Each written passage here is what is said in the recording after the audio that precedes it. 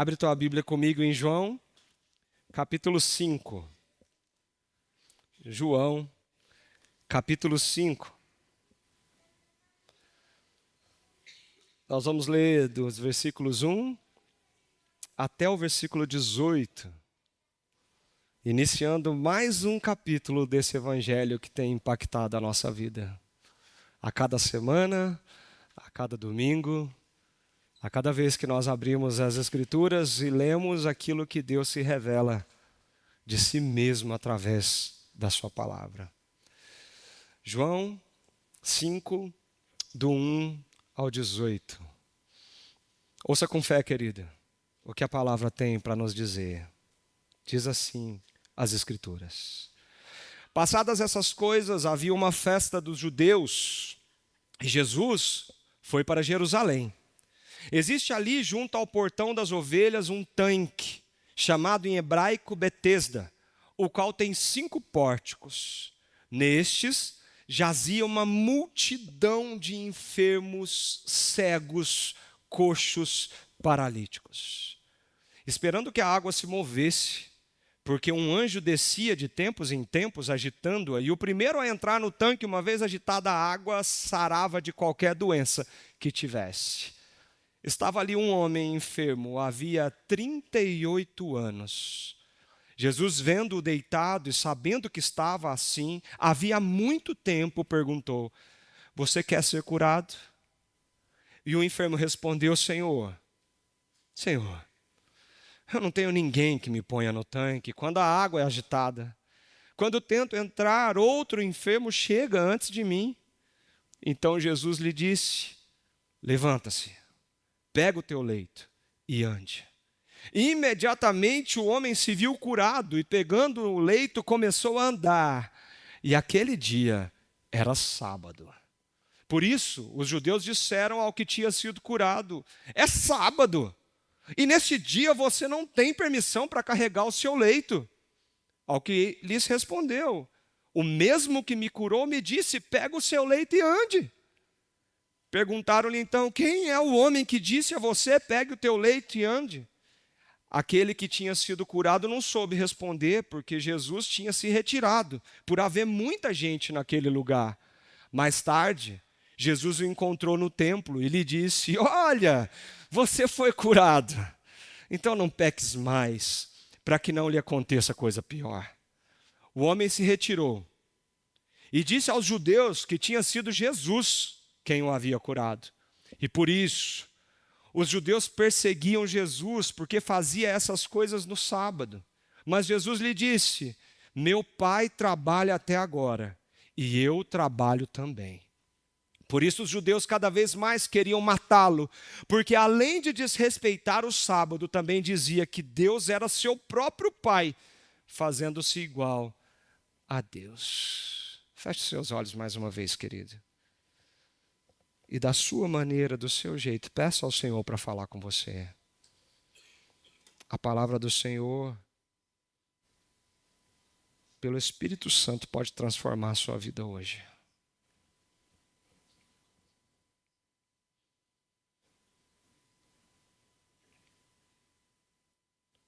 Fale conosco, Senhor.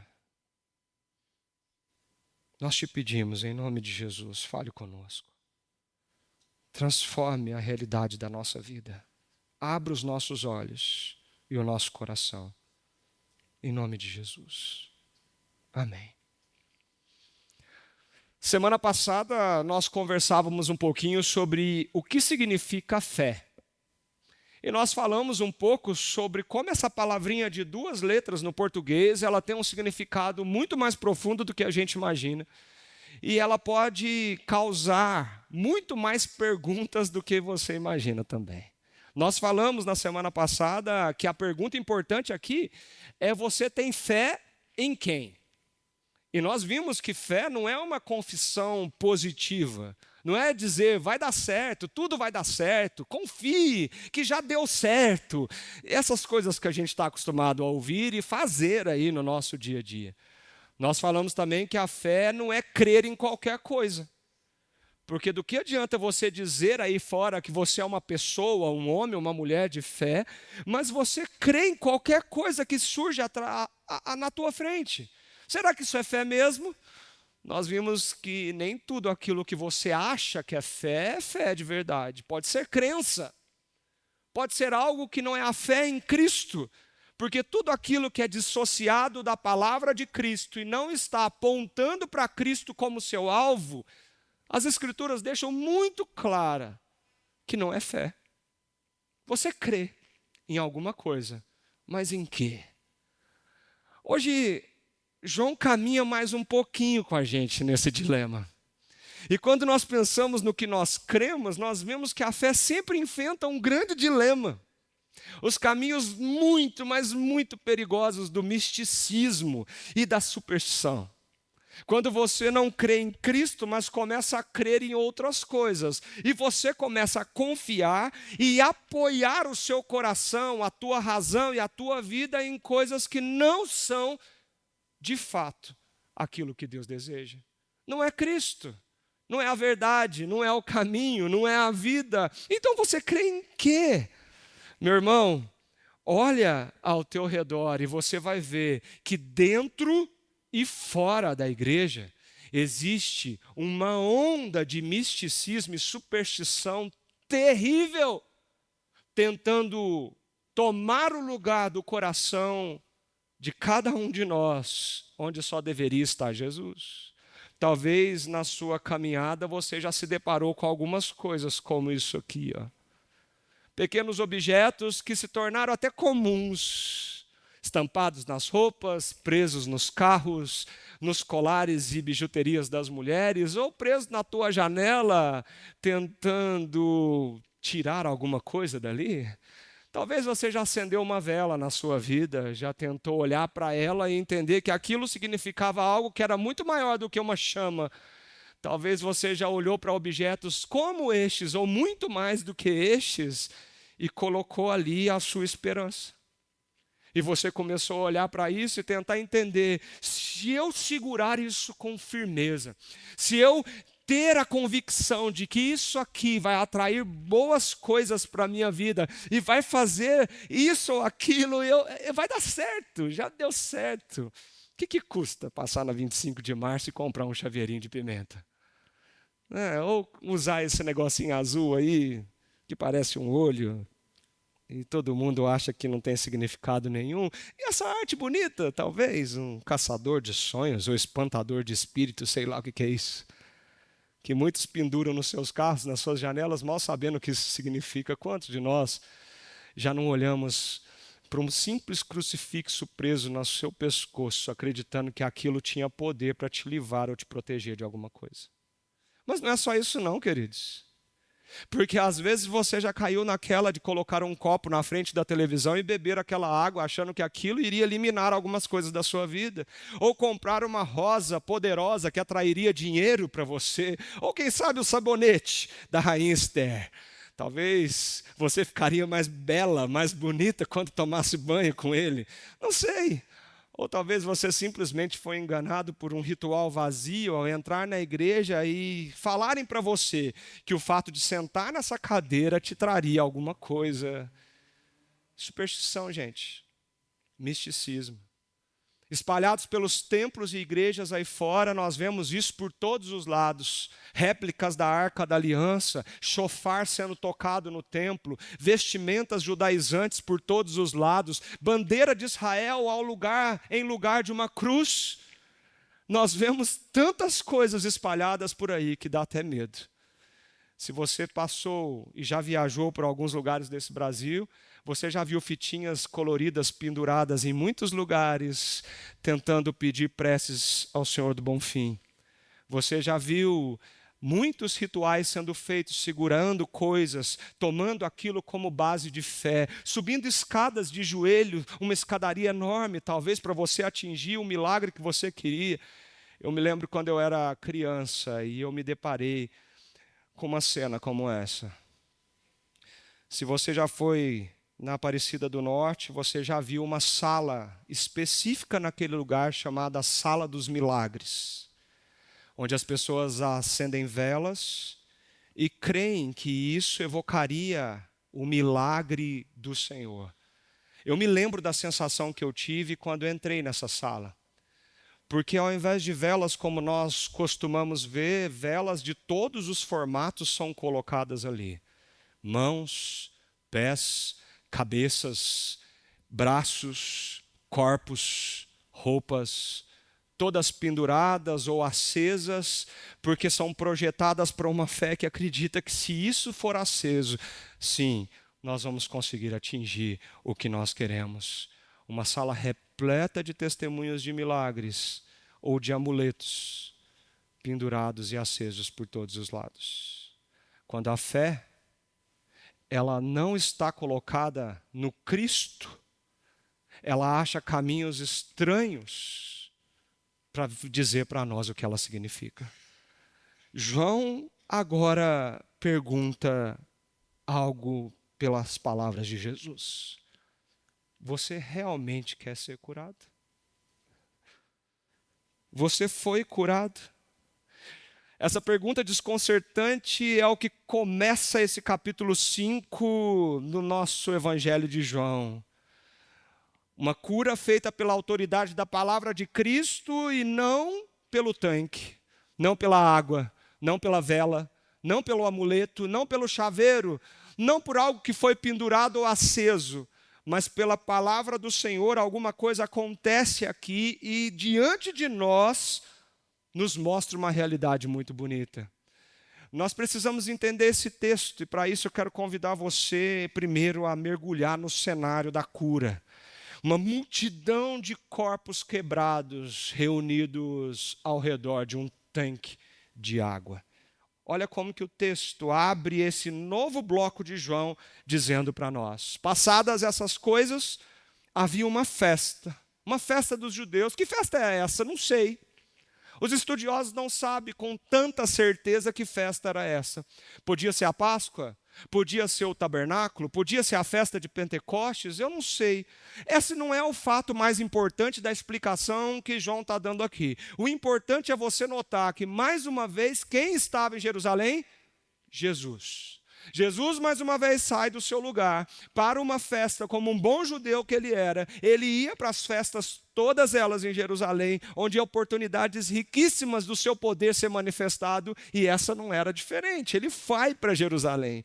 Mas o curioso é que quando Jesus chega a Jerusalém, dessa vez ele não corre para o templo, ele não anda pelas ruas, ele não conversa com ninguém, ele escolhe um lugar bem inusitado para ele chegar e o versículo seguinte, versículo 2, nos conta que lugar é esse. Existe ali junto ao portão das ovelhas um tanque, chamado em hebraico de Betesda.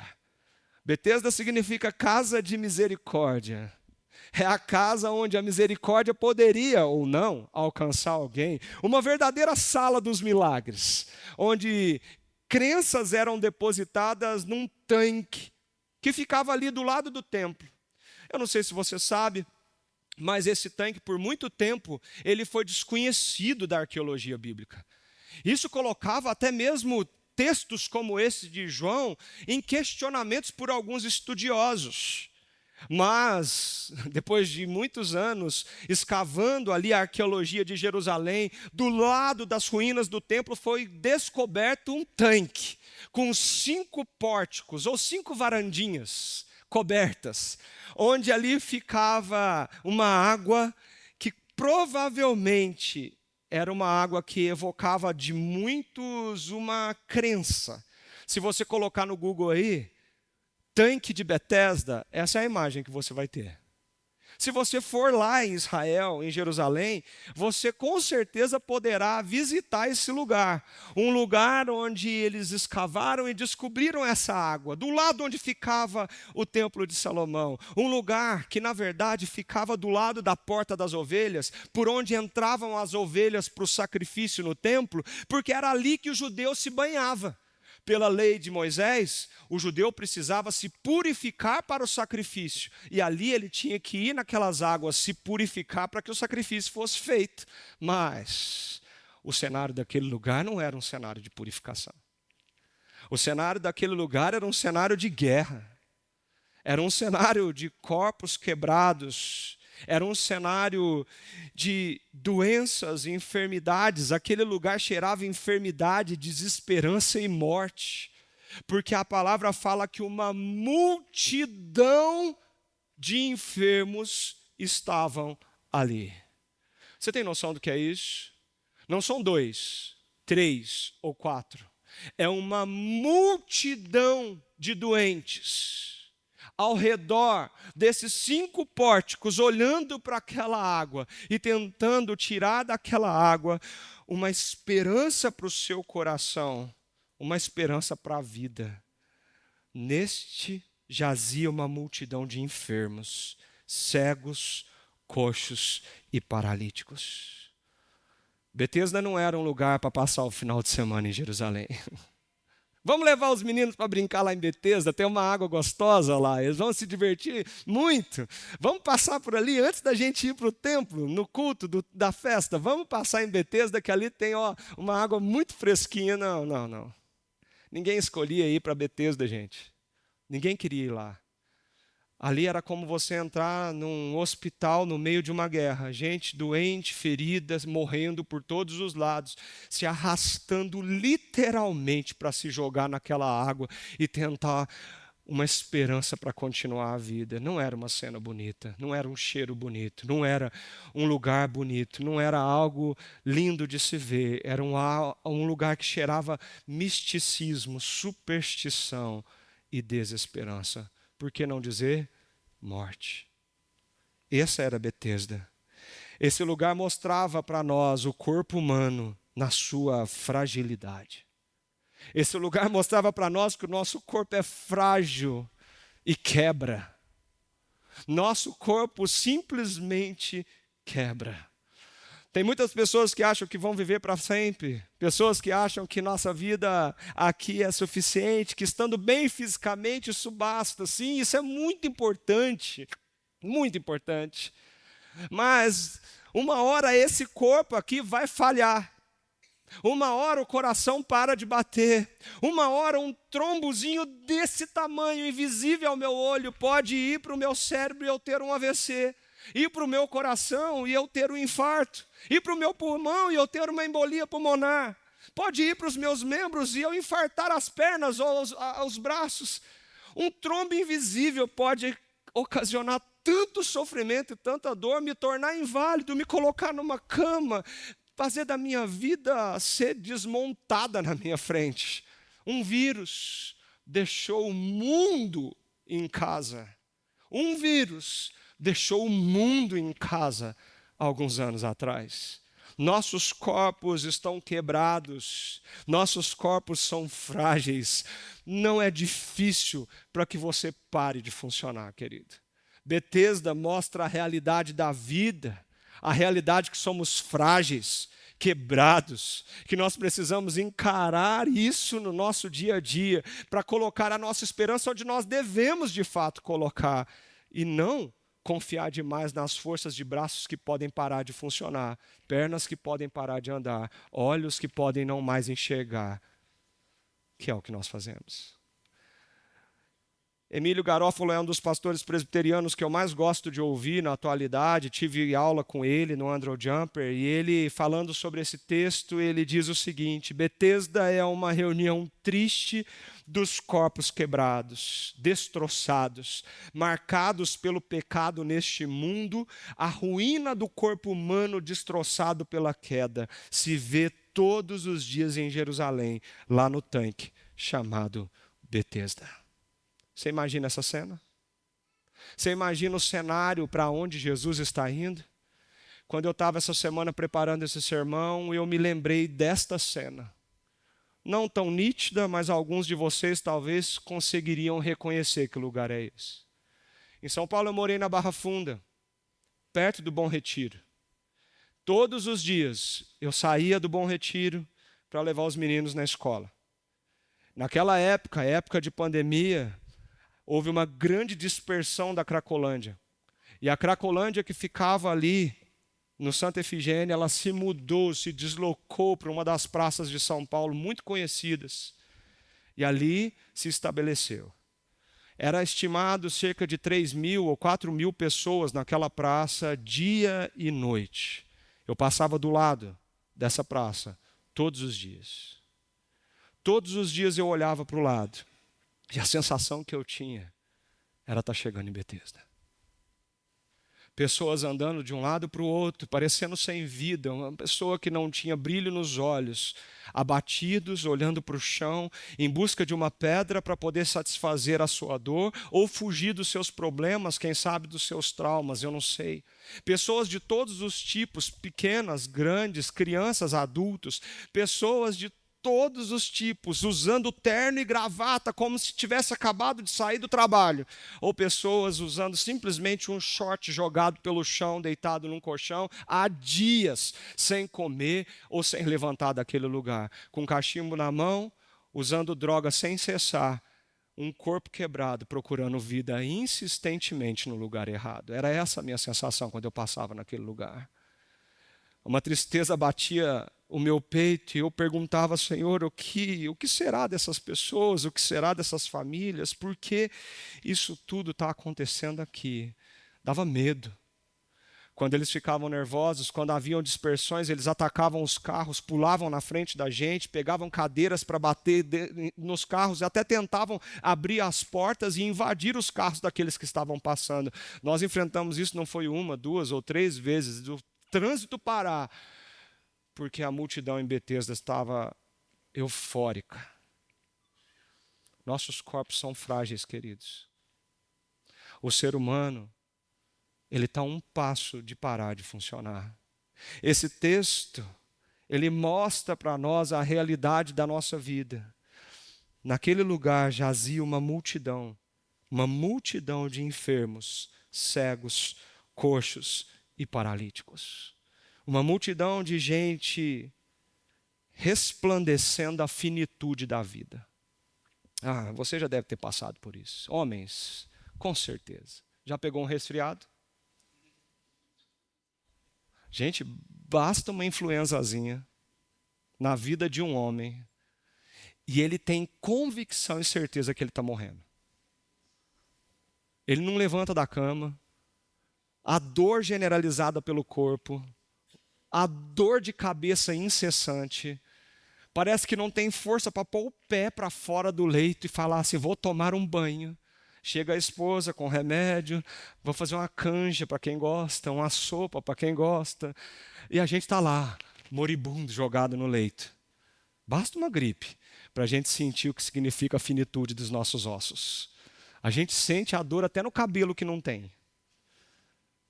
Por quê? Porque somos frágeis. Brincadeiras à parte, queridos. Quando estamos enfermos, a vida parece que passa diante de nós, não é não? Quando a gente está diante de uma situação de cirurgia, naqueles minutos antes de você deitar naquele leito, antes de você ver aquela luz no seu rosto, antes de você ver aquela equipe médica circulando você e de repente dizendo para você, conta de 10 até 1. Aquilo parece que passa um filme na sua cabeça. Você não sabe se você vai levantar dali. Você não sabe o que vão tirar de você, o que vão fazer com você. Você não está ali. E quando é alguém que a gente ama? Quando você deixa alguém como uma criança nos braços daquele anestesista e sai.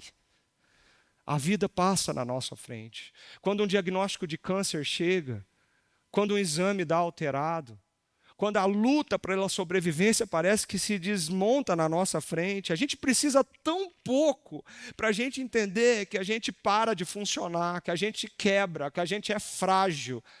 A gente ouve frases todos os dias assim, poxa vida, pastor, ontem ele estava bem, hoje ele não está aqui com a gente mais. Ontem ela estava conversando comigo, falando sobre as coisas que ela viveu lá no passado. Foi para o hospital. E não voltou mais. Nós somos frágeis, queridos. Nesse mundo nós vamos ter aflições físicas. Mas o problema é que a dor tem tornado uma rotina na nossa vida. A miséria tem se acomodado. O quebrado tem se tornado normal. O desespero desespero tem abatido o povo. E sabe qual é o resultado disso? Um grito, colocando a crença em muitos lugares, como naquele tanque. Naquele tanque a gente vê essa realidade. Corpos quebrados, espalhados, querendo a cura, querendo trazer de volta a vida. O texto continua nos dando uma explicação muito importante. Talvez na sua Bíblia nem esse versículo está escrito aí. Ou talvez, como na minha, está entre colchetes. Por quê? Porque esse texto é uma explicação que acredita-se que foi adicionada por um copista para tentar explicar o versículo 7 da nossa perícope. Porque esse texto não está nos antigos manuscritos, nos mais antigos manuscritos, mas veio como uma explicação plausível do que estava acontecendo ali. Se você ler sem esse versículo, talvez você vai ficar confuso. Que água é essa? Que agitação é essa? O que esse homem cria? E como era uma crença popular daquela época, não uma verdade nem um fato, mas uma crença daquela época, esse versículo veio explicar o que estava acontecendo ali, esperando que a água se movesse. Por quê? Porque acreditava-se que um anjo descia de tempos em tempos agitando essa água, e o primeiro que entrasse no tanque, uma vez que a água fosse agitada, sarava de qualquer doença que tivesse. Essa era a crença, esse era o amuleto. Era isso que trazia a multidão para o tanque, era isso que levava as pessoas para ali. E se eu me jogar? E se der tempo? E se eu pular ali? E se de repente um anjo descer? Não sei se ele vai descer, é uma vez no ano. Mas e se for esse dia? E se eu estiver ali? E se eu conseguir me arrastar e pular para aquela água? E a minha vida de novo para mim? Pensa que maravilha. No momento de desespero a gente não faz isso, gente? E se eu falar com fulano? E se eu colocar alguma coisa debaixo do travesseiro dela? E se eu der aquele negocinho para ela tomar? Será que não resolve? Chama o pastor para orar? Manda ungir? Faz alguma coisa? A gente tem que fazer alguma coisa. A gente precisa manipular isso para acontecer alguma coisa nessa vida. A Bíblia fala, depois dessa explicação, estava ali um homem enfermo, havia 38 anos. 38 anos ele estava deitado ali no seu leito.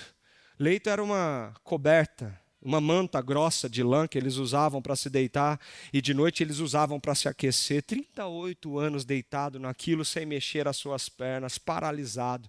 Uma vida inteira de sofrimento, de frustração. Betesda, que significa casa de misericórdia, é o lugar de desespero e frustração. Betesda é um retrato da realidade da nossa finitude. Deixa eu parar um pouquinho aqui. E eu queria provocar você a pensar em uma coisa. Nossos corpos vão acabar, queridos. Nós vamos morrer um dia. Nosso coração vai parar de funcionar. Essa é a realidade da nossa vida. Nós não somos fisicamente nessa vida aqui eternas. Nós somos limitados e temos as nossas limitações. Cuide do seu corpo. Cuide dele da melhor forma que você puder, mas não deposite nele a esperança do seu coração. Porque não pode estar para essa vida o que Deus tem preparado para nós. Mas eu queria trazer uma segunda reflexão importante sobre isso. Será que assim como aquele homem, você também não tem se ancorado em movimentos místicos e supersticiosos na sua vida? Será que a sua Bíblia não está aberta lá no Salmo 91, na sua sala, para espantar alguma coisa que eu não sei o quê? Será que você não tem guardadinho alguma coisa na gaveta, uma nota de alguma coisa na carteira, uma folhinha verde que você achou na grama um dia? Será que não tem nada que você está tentando colocar o alvo da sua crendice? Todo mundo fala que dá certo, então vai dar certo comigo também. Será que ao invés de olhar para Jesus e crer em Jesus, a gente não está se amparando em coisas superficiais e estranhas nessa religiosidade esquizofrênica que a gente tem visto hoje em dia? Eu preciso entrar dentro de um templo, sentir uma presença, a fumaça tem que tocar, e instrumentos e palavras tão estranhas são colocadas sobre nós. Dá uma procurada na internet, gente. Até piscinas foram armadas em palcos nas igrejas para onde fotos e peças de pessoas doentes fossem jogadas naquela piscina e se movida aquelas águas, a cura viria sobre aquelas pessoas. Uma cena horrível de uma piscina inflada num púlpito de uma igreja simples, onde um pastor vestido estranhamente movia com as suas mãos aquela água suja, cheia de objetos, crendo que aquilo salvaria alguém ou salvaria o coração de alguém. Será que nós não estamos tão imersos nesse misticismo como aquele homem há 38 anos? Crendo em coisas que não são, de fato, Jesus Cristo? Cuidado. O misticismo e a superstição pode sim atrapalhar a sua vida. Cuidado. Cuidado com a irmãzinha que ora e eu tenho que ir lá porque é ela que ora. Eu vou te levar numa irmã e até uma oração poderosa, irmão. Que a hora que você entrar lá, você já vai sentir. Eu já caí nessa. Cuidado por achar que Deus só está no monte, onde o fogo pega. E na igreja Deus não está porque é muito frio. Cuidado por começar a colocar nessas coisas o lado místico. Se não apagar a luz, não funciona. Se não tiver alguém rodopiando aqui na frente, Deus não está aqui. Cuidado, irmãos, porque as igrejas evangélicas têm se tornado tanques de Betesdas, onde pessoas com seus corpos e almas quebradas se acumulam, mas não sabem de fato quem é Jesus Cristo. E isso é muito sério. E esse texto nos aponta para algo maravilhoso, porque agora o João continua nos descrevendo o poder de Cristo para restaurar os nossos corpos quebrados pelo pecado. Olha o que acontece aqui, meus irmãos, o tom da narrativa muda, e agora a esperança renasce. O versículo 6 está dizendo, Jesus chegou em Jerusalém, e para onde ele foi? Para Betesda. Eu fiquei imaginando várias vezes se Jesus não tinha ido para aqui, no meio daquela Cracolândia, tirar alguns de lá. Jesus foi para lá, para o meio daquele povo deitado, desesperançoso, morrendo, esperando um tal de um anjo e uma água mexer para que eles pudessem ter de volta a vida. Mas olha, Jesus entrou naquele lugar e ele não estava ali para todo mundo. Você percebeu isso no texto? Jesus foi para aquele lugar para uma pessoa específica, porque quando ele fez isso, ele saiu dali e não fez mais nada. Jesus entrou em Betesda, olhou aquele paralítico, 38 anos sofrendo. Jesus viu aquele homem e sabia que ele estava assim há muito tempo. Gente, isso aqui, para mim, é uma manifestação de graça tão linda de Deus. Jesus viu aquele homem em seu sofrimento. Às vezes Deus parece distante quando a gente está sofrendo, não parece? Às vezes parece que ele não escuta, parece que ele não responde, parece que a gente está tentando e não está acontecendo nada. E a gente chora, e a gente sofre, e a gente está aqui sofrendo as agruras da enfermidade. E parece que Deus está longe de mim. E aí vem a Bíblia e diz que Jesus vê você no seu sofrimento. Jesus olha para você no meio da multidão de enfermos de Betesda. No mundo chamado Betesda, onde os corpos quebrados se espalham por todos os lados, Jesus olhou para você e disse, eu tenho algo para fazer na tua vida. E é por isso que você está aqui, meu querido. Porque numa multidão de corpos quebrados, foi o seu que ele tocou. Foi para você que ele olhou. É por isso que eu olho para esse texto e vejo a graça de Deus assim, pulsante nesse lugar. Jesus chega para aquele homem e faz uma pergunta para ele. E essa pergunta é muito importante essa manhã. Você quer ser curado? Sabe aquela história do óbvio precisa ser dito? O óbvio tem que ser falado. Parece meio óbvio, não parece, gente? Todo mundo em Betesda quer ser o quê? Curado. Por que Jesus chega para aquele homem, olha na cara dele e fala assim, você quer ser curado? Não. Eu estou aqui fazendo o quê?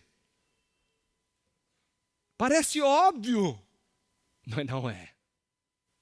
A pergunta de Jesus não era somente sobre o seu corpo, a pergunta de Jesus não era somente sobre a sua paralisia. Jesus queria pegar fundo na sua alma, queria sondar o seu coração, queria fazer aquele homem pensar: será que você realmente quer ser curado ou você já se acostumou com esse tanque?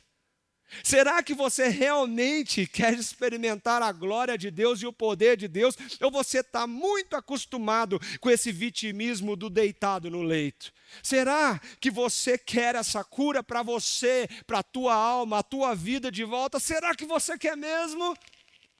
Queridos, parece óbvio, mas essa pergunta ela é muito profunda. Porque a gente percebe isso na resposta dele. Nós acostumamos com o sofrimento. E tem gente que gosta.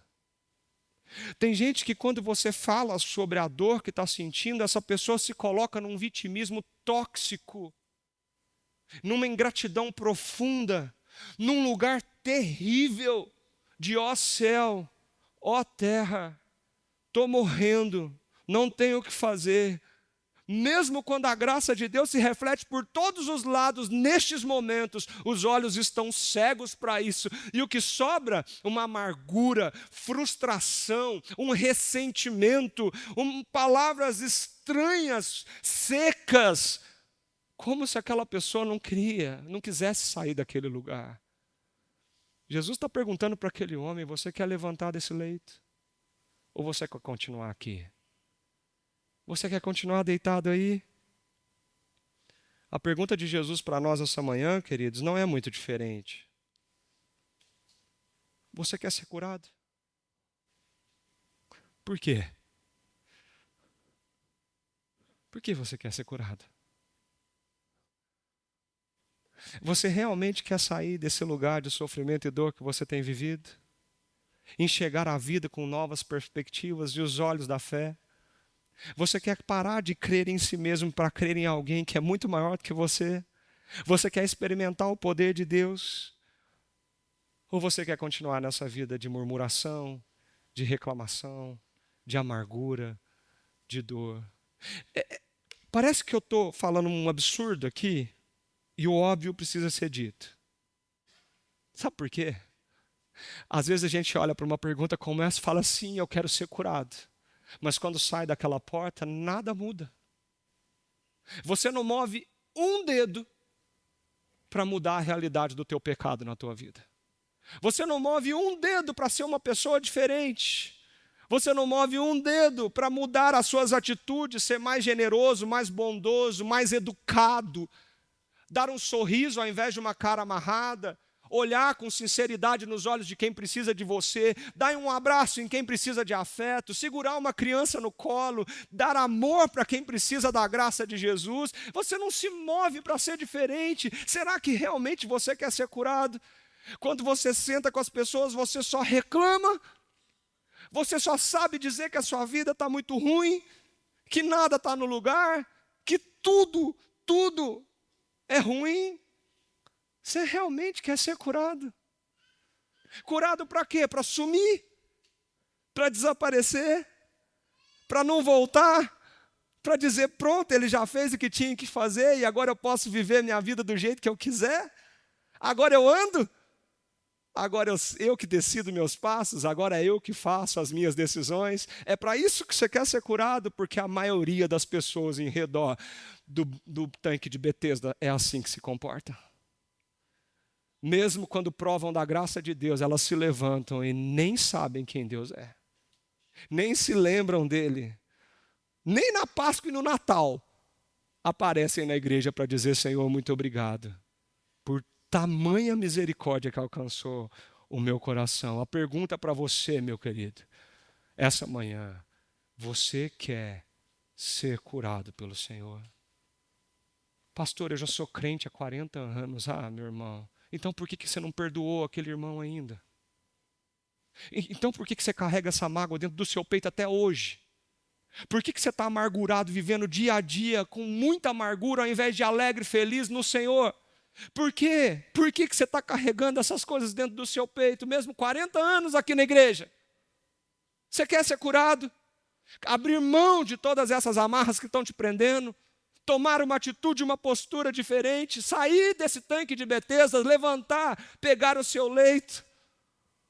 Essa pergunta precisa ressoar no seu coração hoje, porque ela vai fazer toda a diferença de como você vai sair por aquela porta. Jesus provoca a fé e a expectativa naquele homem que estava ali, agarrado a uma falsa esperança. E o texto é surpreendente quando ele diz assim: Senhor, eu não tenho ninguém que me ponha no tanque. Percebe a crença popular daquele homem? Percebe isso? Eu não tenho ninguém, olha o vitimismo, que me ponha aonde? Porque para ser curado eu tenho que ir para onde? Não existe outra forma. O tanque é a minha cura. Mas eu não tenho ninguém que me jogue lá. E quando eu vou me arrastando, porque minhas pernas não funcionam para pular naquela água, outros já pularam no meu lugar. Você imagina uma multidão de gente pulando naquele tanque? Dá para saber se um foi curado, porque o primeiro que pular era curado. E imagina se um mosquito cai naquela água. Mexeu, mexeu, mexeu. Vocês imaginam essa cena? Era isso que o homem estava preso, a crenças populares que se tornam amuletos na nossa vida. Gente, dá uma googada na sua casa, baixa o Google aí e começa a procurar algumas coisas que o povo é capaz de fazer. É assustador. Como quem sofre de epilepsia precisa beber 6 dias seguidos uma xícara de cachaça onde teria ficado de molho durante uma semana o umbigo de um recém-nascido. Neném que fica doente é mal olhado e precisa ser benzido com galho de arruda. Quem está com cachumba tem que colocar um colar de mamona no pescoço. Quando a mamona murchar, a cachumba murcha também. Para curar a conjuntivite, pinga limão. Dor de ouvido pode ser curada com cocô de papagaio. Vocês acham? Procura na internet. Aonde chegam as crenças populares, aonde as pessoas se amarram e elas são capazes de tudo no desespero da sua quebra. Eu não tenho ninguém que me ponha no tanque. E quando eu tento entrar, o outro entra primeiro. Jesus faz um movimento, abre os seus lábios e diz: levante-se, pegue o seu leito e ande. As palavras de João 1, que criou todas as coisas, agora encarnadas em Jesus, simplesmente diz. E a palavra diz que imediatamente o homem se viu curado. Não foi preciso acender velas, nem pular na água, não foi preciso fazer movimentos mágicos, nem orações milagrosas. Foi preciso olhar para Cristo e crer naquilo que Ele disse: levante-se, pegue o teu leito e ande-se. A cura não estava em Betesda. A cura não estava na água, a cura não estava no misticismo nem na superstição, a cura estava na palavra do Senhor, que disse: haja cura, e houve cura. Ele não mais seria um paralítico, ele não mais iria precisar de ninguém para ajudar a carregar aquele leito, ele não mais iria se arrastar, mas sim agora andar. Ele se levanta e imediatamente, ao obedecer o Senhor, a palavra do Senhor, ele está curado, querido. Ele está curado. Imediatamente o homem se viu curado, pegou o seu leito, começou a andar e foi embora. Estranho, né? 38 anos parado. 38 anos sem andar. 38 anos deitado, 38 anos sonhando com aquela água mexendo, 38 anos pensando como que eu posso fazer para a minha vida voltar a ser vida. E de repente ele começa a andar, ele simplesmente vira as costas, pega teu leito e sai andando. Era assim que você faria com Jesus se fosse você? A gente precisa falar um pouquinho sobre a ingratidão, gente. Jesus curou 10 leprosos, conta a história. Eles foram todos lá se mostrar ao sacerdote, porque era assim que precisava ser feito para eles serem liberados a frequentar o templo e frequentar a sociedade. Mas no meio do caminho eles são curados. Dos 10, 9 vão embora e nunca mais voltam, mas um volta para agradecer ao Senhor. O paralítico estava no tanque de Betesda. O Senhor disse: levanta, pega seu leito e anda. Ele foi curado, pegou seu leito e foi embora. Será que às vezes a gente não faz assim também? Será que no nosso dia a dia Jesus é tão pouco memorado e lembrado na nossa vida e nas coisas que acontecem ao nosso redor, que nós não estamos fazendo como aquele paralítico? A ingratidão já não tomou conta da nossa vida a tal ponto que viramos pessoas secas, insensíveis. Jesus está fazendo tanto e nós não somos capazes de agradecer por nada. Jesus está fazendo tanto e nós não somos capazes de dizer: obrigado, Senhor. Obrigado, Senhor. Queridos, a Páscoa é o feriado mais importante da nossa fé. Não de forma mística e supersticiosa. Não tem nada que muda esses dias no nosso calendário usual. Mas para nós, é o momento que nós temos de celebrar, festejar e gritar para o mundo todo quem Jesus Cristo é. E nós temos uma abertura desse tamanho. Por quê? Porque é um feriado nacional reconhecido. A Páscoa aponta para Cristo. Qual é a sua prioridade nesse feriado? Onde você vai estar? Será que nós não estamos trocando as coisas? Será que não invertemos as nossas prioridades? Será que estamos lembrando de tudo, menos de agradecer ao Senhor? Sim, Ele curou o teu coração, Ele transformou a tua vida, Ele está trabalhando no teu ser. Qual é a tua resposta ao Senhor? Você está pegando o teu leito e andando? Ou você é capaz de virar para trás e dizer: muito obrigado, Senhor. Olha o que o Senhor fez comigo e na minha vida. Nós precisamos pensar sobre isso, porque o misticismo, a superstição e a fé colocada no lugar errado tem nos levado a um lugar muito perigoso de amargura, ingratidão e não reconhecimento verdadeiro de quem é Jesus Cristo. E é isso que o texto nos mostra. Por isso que esse versículo termina dizendo o quê? E aquele dia era? Mas por quê, pastor? O que isso tem a ver? Quando nós pensamos nesse versículo, nós lembramos que a paralisia do coração é pior do que a paralisia do corpo. Pior do que um corpo paralisado é um coração paralisado e incapaz de reconhecer o Senhor. E é aqui que João vai nos mostrar que o paralítico levantou, mas o seu coração não. O paralítico começou a andar, mas a religião não. O paralítico foi para o templo, mas o templo estava no leito. O templo estava morrendo. O texto diz assim: aquele dia era sábado. Eles olharam para aquele homem e disseram: nesse dia você não tem permissão para carregar seu leito. Gente, todo mundo conhecia aquele homem. 38 anos naquele lugar, todo mundo sabia quem ele era. Não precisou nem citar o nome dele aqui, porque todo mundo sabia quem era aquele paralítico. Você acha que os religiosos não sabiam? Eu ficava do lado do templo Betesda. Todo mundo sabia quem ele era. De repente, eles veem aquele homem carregando um leito. Eles olham para as pernas daquele homem funcionando. E o que eles reparam? Ele está carregando um leito no sábado. Não pode.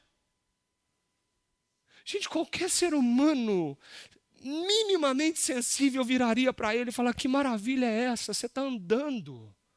O que aconteceu? Quem que te curou? Como que você levantou?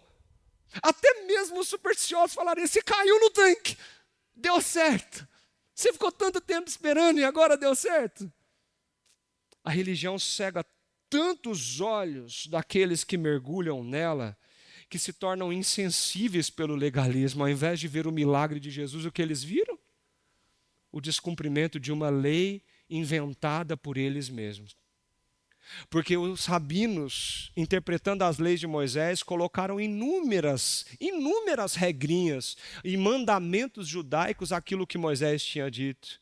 Talvez referindo a textos que estão localizados em Jeremias e Neemias, que fala sobre essa história de carregar pesos e leitos no dia de sábado, mas o contexto ali é comércio, é trabalho, o contexto ali é para obter dinheiro, e não esse contexto desse homem. O homem carregava o seu leito porque ele tinha sido curado, ele tinha sido alvo da graça e do milagre do Senhor, mas a religião só viu a regra sendo infringida. Percebe isso? Enquanto uns estavam cegos pelo misticismo, outros estavam cegos pela religião. Você pode não usar nenhum amuleto na tua vida, mas você pode fazer desse lugar um amuleto no teu coração. Você pode não usar nada no seu pescoço, acreditando que isso vai te curar, mas você pode fazer dessas cadeiras o seu amuleto para a vida. Ou melhor dizendo, uma muleta para a sua fé. Queridos, ele lhe responde, o mesmo que me curou, e me disse, pega o seu leito e ande. Eu não sei se você consegue ler isso nesse tom, mas me dá uma impressão que ele está falando assim, eu não tenho nada a ver com isso. Ele só mandou, pega o teu leito e anda, eu obedeci e deu certo. Então vocês têm que brigar com ele, não é comigo, não. Me lembra o Jardim do Éden, sabe? A mulher que você me deu. Sabe aquela história? Foi a serpente. Ele não se assume nada, ele simplesmente fala, foi ele mandou eu fazer isso e eu fiz. Então vai lá conversar com ele. Quem? Ele nem sabe. Ele não sabe nem o nome. Quem é o homem que disse a você, pegue o teu leito e ande?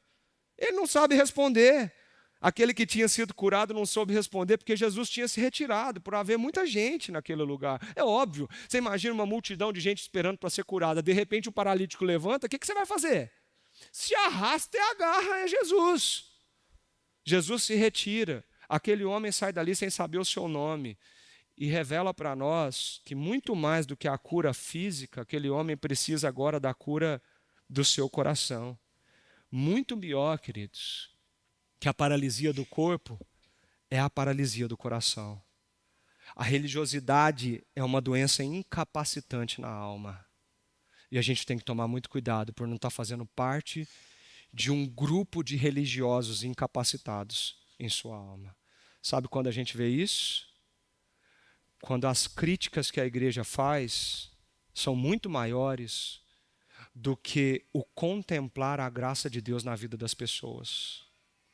Você consegue apontar o dedo para o teu irmão e dizer todos os pecados dele, mas você não é capaz de dizer o quanto Deus tem o ajudado, o abençoado e agraciado a vida dele. Você é capaz de demonstrar muito juízo e justiça, porque você é um homem justo e santo, mas você não é capaz de dar um abraço e dizer que o amor e a graça do Senhor te envolva e cure a tua vida. Você é capaz de apontar os defeitos. O casamento acabou? Lá, quem é o culpado? Vamos achar o culpado? Mas você não é capaz de sentar com essa pessoa, acolher ela no seu colo e dizer, vem cá, eu vou chorar com você. Você é capaz de dizer, você é pecador, você vai para o inferno, isso que você deseja, isso que você quer, mas você não é capaz de sentar com essa pessoa e dizer, deixa eu te mostrar o caminho, a verdade e a vida. O lugar para o qual somente ali há cura, esperança e salvação. Nós nos paralisamos na nossa religiosidade quando as nossas críticas elas são superiores à graça de Cristo em nós. Quando nós estamos prontos para julgar, mas muito pouco prontos para derramar a graça de Deus transbordada no nosso coração. Cuidado, irmãos. A igreja do século 21 se tornou um poço de Betesda. Crentes quebrados por todos os lados, religiosos correndo de um lado para o outro, onde as pessoas, quando entram numa igreja, se sentem mais acuadas e com vontade de sair do que amadas e com vontade de ficar. Que a verdade do Evangelho suplante isso, brilhe sobre isso, que seja muito maior do que isso e cure o coração dos paralíticos, místicos, supersticiosos que muitas vezes estão aqui dentro desse auditório e cure o coração dos paralisados na alma pela religião, o farisaísmo e o legalismo do nosso tempo. Essa é a graça do Senhor. Mas deixa eu terminar dizendo uma coisa para você. Mais que o corpo, nós precisamos de cura para o nosso coração. O texto depois se desdobra em Jesus se encontrando em alguns encontros. O primeiro encontro foi o ex-paralítico com os religiosos. Ele se esquiva. Eu não sei quem me curou. O segundo encontro foi Jesus com o ex-paralítico. E olha lá, Jesus o encontrou no templo, um lugar que ele não podia ir. Ele não podia entrar, ele era impuro. Ele era um paralítico. Jamais poderia adorar a Deus naquele lugar. Agora ele pode. Jesus encontra com ele, porque Jesus ainda tinha coisa para fazer ali. E diz para ele, olha, você está curado, você está aqui, você está no templo. Se ele foi lá para agradecer, se ele foi lá para se exibir, se ele foi lá para denunciar, ou o que ele foi fazer no templo, a Bíblia não fala. Mas ela fala Jesus olhando para ele, dizendo algo muito, mas muito importante. Jesus diz o quê? Não peques mais. Você foi curado das pernas, mas agora você precisa ser curado do seu coração. Preste atenção nisso.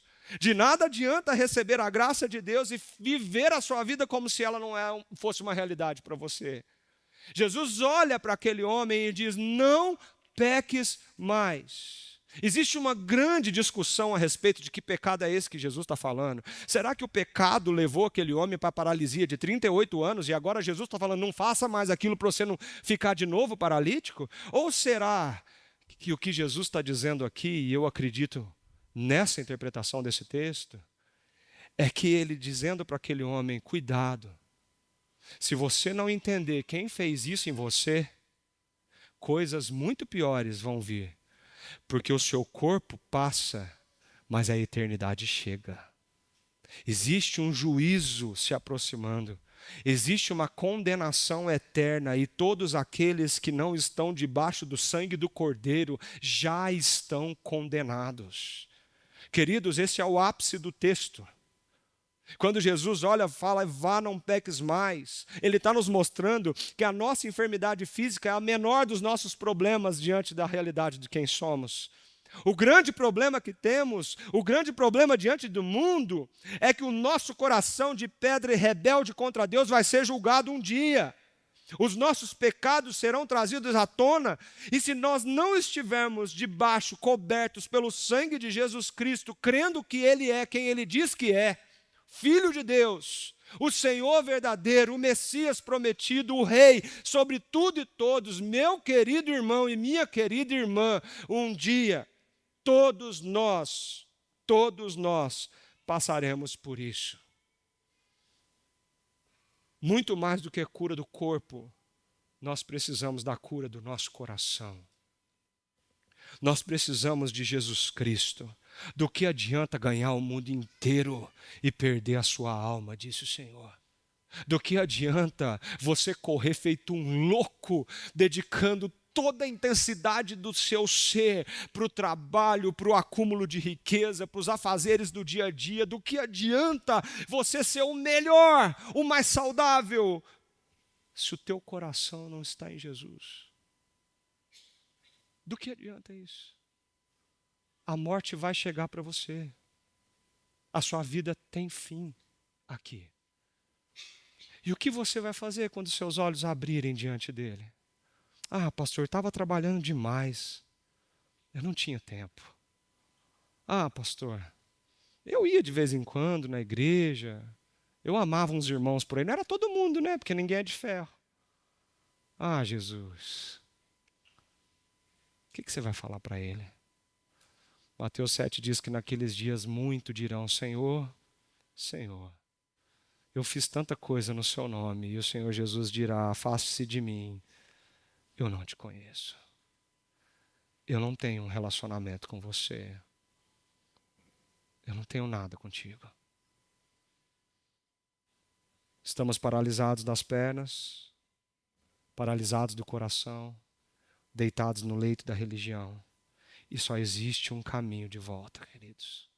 O sangue de Jesus Cristo, que foi derramado na cruz do Calvário. Nós estamos se aproximando da Páscoa. Sabe o que Páscoa significa para nós? Ele venceu. Ele vive. O sangue dele foi derramado sobre mim. Os meus pecados foram perdoados naquela cruz do Calvário. Eu posso olhar de novo para a vida, pegar o meu leito e andar. Por quê? Porque ele vive. E ele derramou a vida sobre a minha vida. E eu só posso fazer isso porque ele fez isso por mim. Você quer sair de Betesda? Você quer ser curado? Você precisa olhar para Jesus e crer de fato que ele é o Salvador do mundo. É isso que João está nos mostrando. Daqui para frente, uma grande confusão é armada. Porque agora Jesus se encontra com os religiosos. Aquele homem não sabia o que falar. Depois vai lá e conta para eles. Você percebe o movimento estranho desse homem?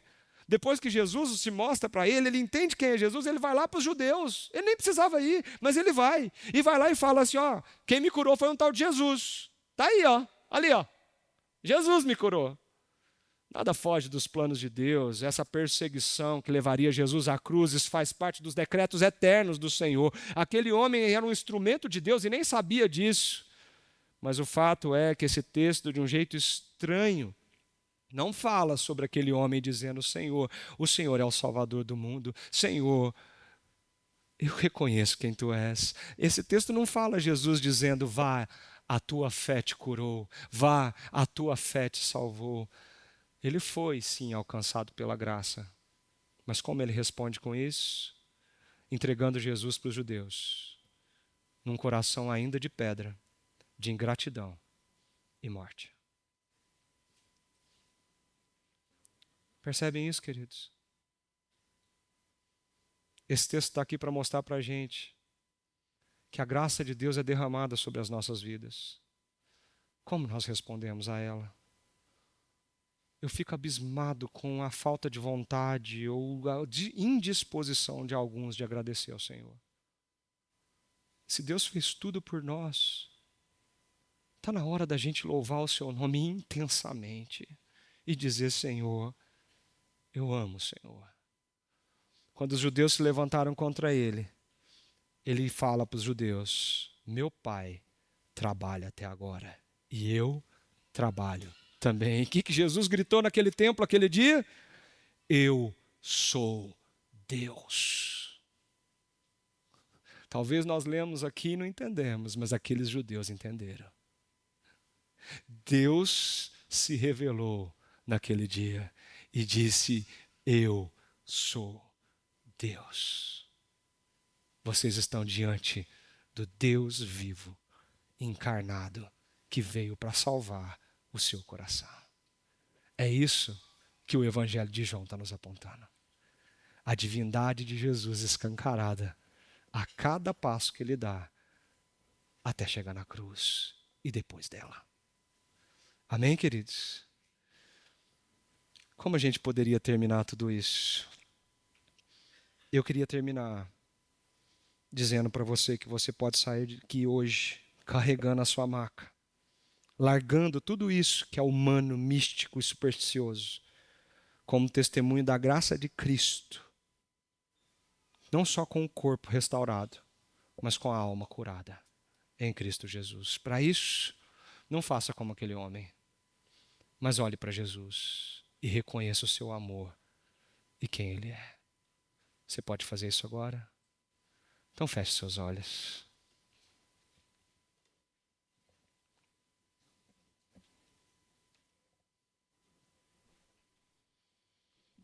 Essa oração é sua. Essa resposta é sua. Você precisa dizer para o Senhor,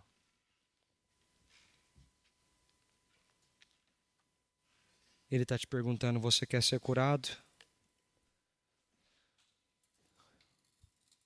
O que você quer que eu faça para você hoje?